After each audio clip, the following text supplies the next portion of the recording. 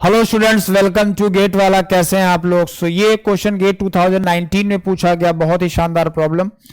The figure shows a heat engine working between the reservoir. The amount of heat Q2 is rejected by the heat engine drawn by the heat pump. वो एक heat pump ले लेता है, कौन? Q2 amount. And the heat pump receive the entire work output from the engine if the temperature T1 is greater than T3 and T3 is greater than T2, then the relation between the efficiency and heat engine, efficiency of heat engine and the CO coefficient of performance of the heat pump, ये चीज बताना है। और ये आपका diagram पता है, ध्यान समझिएगा।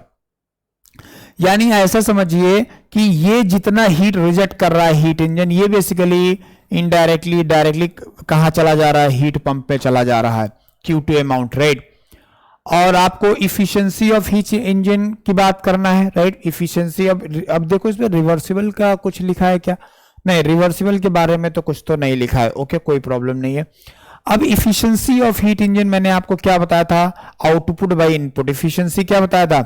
इफिशिएंसी मैंने आपको बताया था, मैं यही लिख देता हूं, राइट। तो इफिशिएंसी जो इंजन का होता है दैट इज आउटपुट, मतलब work by input, that is Q1। ठीक है, तो W का वैल्यू क्या हो जाएगा? यहां पे W का वैल्यू हो जाएगा इफिशिएंसी इंटू Q1।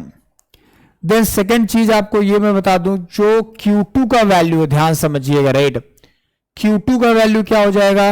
Q2 का वैल्यू हो जाएगा आपका, Q2 का वैल्यू हो जाएगा Q1 माइनस W।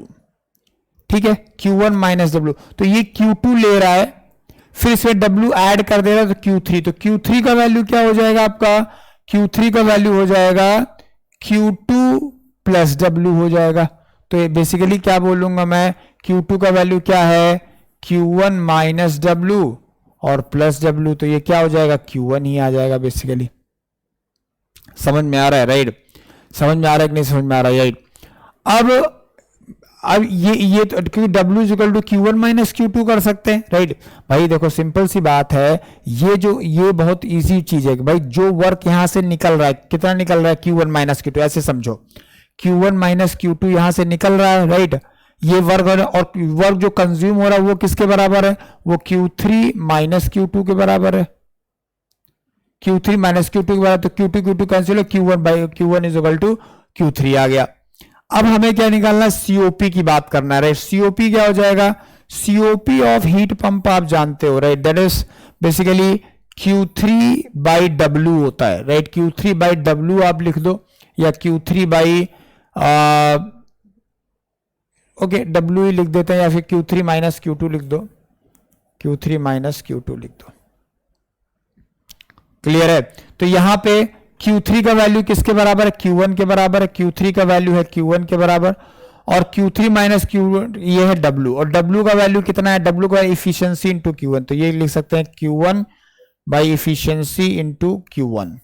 तो यहां से Q1 कैंसिल आउट हो जाएगा, वो आ जाएगा 1 बाई इफिशियंसी, करेक्ट ना। तो ये क्या होगा? COP ऑफ हीट पंप जो होगा वो इफिशियंसी इनवर्स हो जाएगा, मतलब C आपका करेक्ट ऑप्शन हो जाएगा। तो कुल मिला के ये कॉन्सेप्ट तो ऐसा सच कुछ भी नहीं है, करेक्ट ना। First law thermodynamics basically use किया है, थोड़ा बहुत COP को कॉन्सेप्ट यूज किया है, हीट एफिशिएंसी वगैरह का।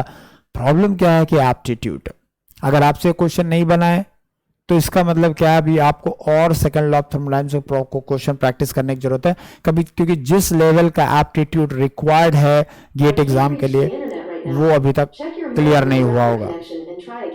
Thank you.